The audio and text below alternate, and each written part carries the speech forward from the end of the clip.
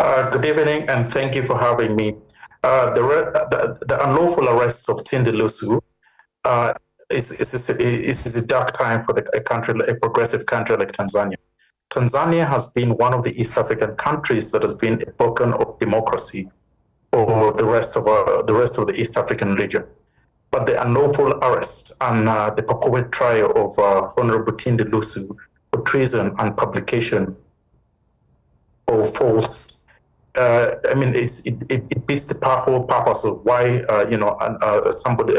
why the government of Tanzania is afraid of electoral reforms.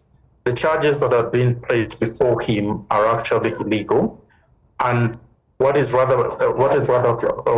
surprising is that the Tanzanian authorities have refused Kenyan human rights activists to access to actually observe the trial process in Salaam. As we speak today, 6 Kenyan human rights defenders, including a former Chief Justice, Dr. William Mutunga, and 5 other Kenyans, including senior counsel Martha Karua, were unlawfully detained and deported back to Kenya. I mean, considering yes, as we speak. Right, considering the detention of this Kenyan activist in Tanzania over the weekend, what does this suggest about regional trends in suppressing dissent or activism? Because these are other individuals that are not citizens of the country but being detained.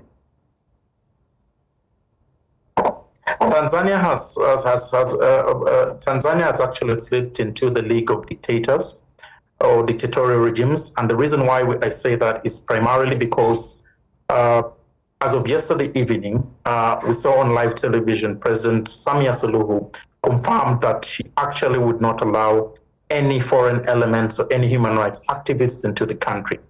Now, unfortunately, that confirms that that she has been at the heart of all these entire directives. And what, by dint of her statement yesterday, she's actually emboldened security agencies. And as we speak, 2 human rights activists are actually being detained by Tanzanian police.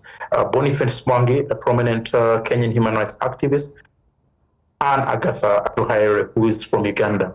They had all traveled to observe, stand in solidarity with Tundu Lissu and observe the trial process. Now, if I may, the East African Community Treaty does provide for free movement of all East African citizens. So a Ugandan, a Kenyan, or a Tanzanian can freely move and observe the court process within the jurisdiction. But the actions by the government of Tanzania have not only breached the provisions contained within the East African Community Treaty, but a host of other international instruments, including the Tanzanian Constitution. All right. What these actions mean is that it will simply mean that Tanzania has slipped into a dictatorial regime. Well, Martin, I must say thank you. I wish there was enough time for us to continue, but this is where we have to draw the curtains.